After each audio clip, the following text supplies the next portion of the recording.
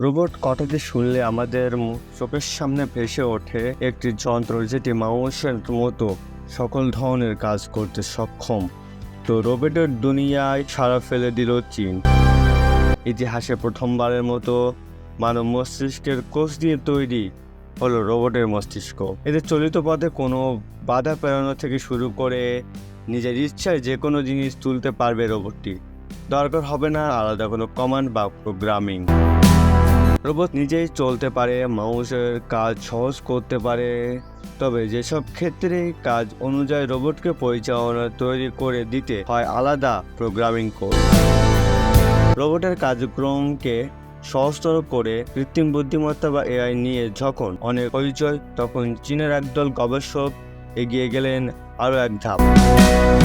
ইতিহাসে প্রথমবারের মতো কোনো রোবটের কৃত্রিম মস্তিষ্ক তৈরিতে তারা ব্যবহার করেছেন মানব মস্তিষ্কের কোড, যার ফলে রোবটের কোনো আলাদা প্রোগ্রামিং কোড ছাড়াই স্বয়ংক্রিয়ভাবে যে কোনো বাধা টপকে চলতে পারছে, নিজ ইচ্ছায় যে কোনো জিনিস তুলতে পারছে।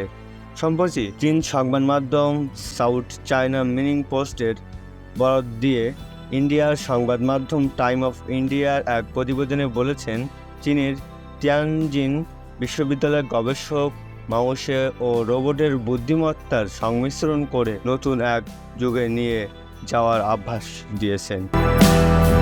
রোবটগুলোতে একটি কৃত্রিম বুদ্ধিমত্তা সম্পূর্ণ মস্তিষ্কের পাশাপাশি রয়েছে একটি নিউরোচিপ। তবে এই প্রযুক্তি এখনও চলমান। আপনাদের কাছে আমার একটি প্রশ্ন, এই প্রযুক্তি মানব জাতির জন্য উপকারী না ক্ষতিকারক?